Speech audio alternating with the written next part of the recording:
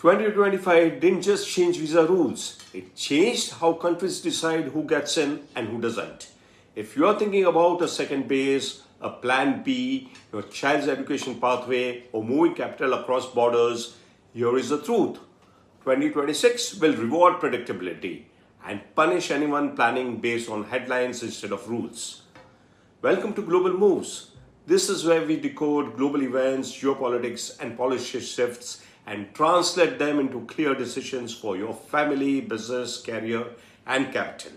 I am Paresh Karia. I have spent over 20 years across global mobility, cross-border wealth, banking, real estate, and compliance. And this channel cuts through hype because where serious money and family futures are involved, relying on headlines can prove to be expensive. Today, I will walk you through the key shifts from 2025 that quietly reshaped how people, money, and talent move, and what to watch out for in 2026. Before the shifts, let's zoom out. Three forces shaped everything in 2025. First, domestic pressure, housing, jobs, public services. Public mood pushed the governments to tighten inflows. Second, security and screening. Borders went digital. The rule is simple now.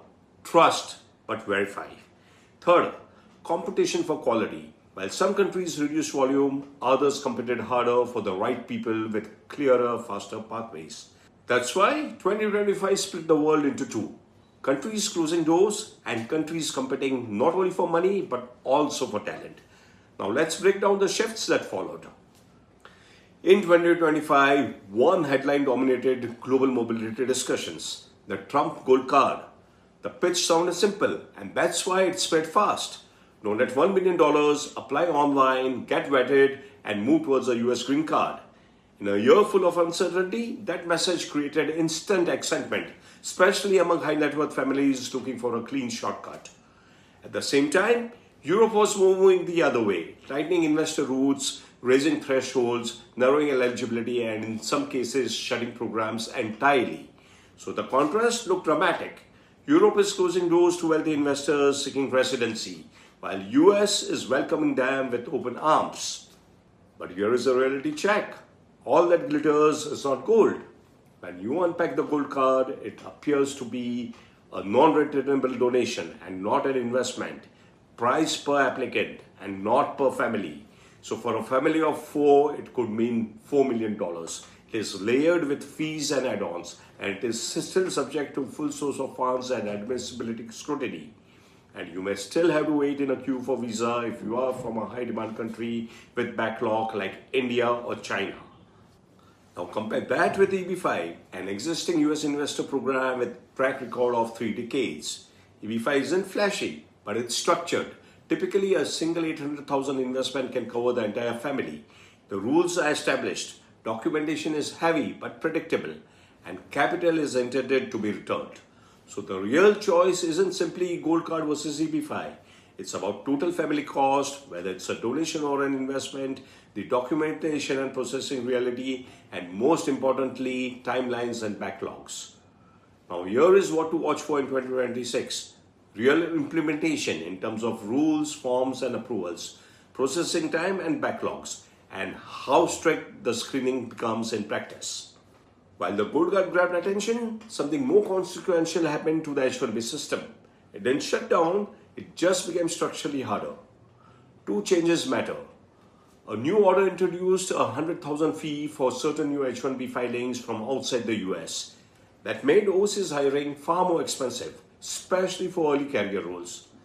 Second, the system is now shifting from a random lottery to a wage-weighted model, expected in the beginning of 2026. Higher paid roles move to the front of the line. And here is the impact. Senior higher salary profiles have better odds, whereas new graduates and OPT holders face significantly lower chances of securing an H-1B even with stronger resumes. So H-1B didn't end. It just stopped being a dependent plan for early part of your career. So here is what you can expect in 2026. Employers becoming more selective about sponsorship, fewer entry-level H-1B offers, and more families realizing that US path now needs a plan B.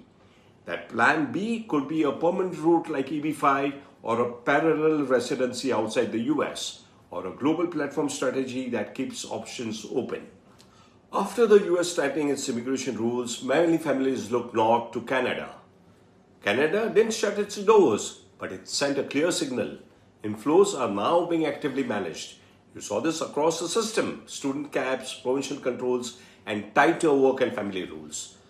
But the sharpest shift came on the entrepreneur side, especially the startup visa.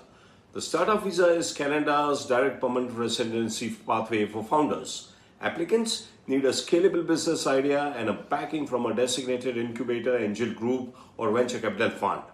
Once a commitment certificate is issued, the applicant can apply for permanent residence. Until 2024, this was one of Canada's most attractive founder routes. In 2025, three things changed. First, processing slowed, creating time risk. Second, scrutiny increased, leading to higher refusals. And lastly, Canada announced a pause on the new startup visa applications starting from January 1st, 2026. That tells you something. Canada is moving towards fewer, higher quality, more controlled intakes. In 2025, Europe continued to tighten residency and citizenship by investment programs under political and housing pressure. Here is what actually changed. Spain shut its Golden Visa entirely, ending the €500,000 real estate route. Greece's higher investment threshold introduced in 2024 came in full play in 2025, with prime zones like Athens, Mykonos, and Santorini moving to €800,000 investment, while other regions moving to €400,000. Malta hit a hard stop. The European Union's top court ruled against its citizenship by investment model, forcing shutdown and redesign. Hungary re-entered with its guest investor program, often marketed as the new Golden Visa. The European takeaway is simple: fewer doors, higher prices, heavier paperwork, and real costs now include time risk and policy risk, not just money. Europe still works, but only if you are comfortable with longer timelines and changing rules. After all this tightening and uncertainty, many families stopped asking, "Where is easier?" and started asking, "Where is clearer?" In 2025, UAE won on that question, not with flashy announcements, but with clarity and usability. The UAE Golden Visa isn't positioned as a shortcut to citizenship. It's a long-term residency platform for investors, professionals, founders, and specialized talents. What changed in 2025 wasn't the visa itself, it was the ecosystem around it. Clear categories, residency linked smoothly with banking, company setup, real estate, schooling, and daily life. People weren't just approved, they could land and operate. While parts of West debated migration, UAE stayed consistent. Attract quality, structure properly, and force compliance. That's why UAE stopped being seen as just a lifestyle destination and became a global base, not because of tax alone, but because it works as a platform. Now let's talk about millionaire migration, because 2025 made something very clear. This isn't about lifestyle anymore, it's about risk management. High net worth families aren't asking, "Where is it nice here to live?" They are asking, "Where can we plan for the next 10 years without policy surprises?" Two movements shaped this shift. First, the UK became a push factor, not because of one rule, but because of instability. For decades, UK was the default base for global wealth. But in 2025, what changed wasn't just tax, it was confidence. Non-dom debates, wealth tax headlines, mixed political messaging. The feeling was simple. Rules can change faster than plans, and for wealthy families, instability is expensive. So what we saw wasn't panic migration, it was quite strategic repositioning. Second, residencies, separating lifestyle from wealth structuring and building options outside the UK. Second, Dubai completed its transition from a lifestyle destination to wealth platform. In 2025, Dubai became the answer to a simple question: where can I base my life and capital with clarity? That's why it attracted UK and European wealth, entrepreneurs needing flexibility, and globally mobile families planning education, succession, and long-term residences together. Because in 2025, one rule dominated: clarity beats comfort. So here is the bottom line. 2025 set the direction, and 2026 is where it gets executed and you see the outcomes. As more money and more families move, systems get stricter. More documentation, deeper checks, and clean structuring around source of funds, banking, and tax residency. And the strategy is changing too.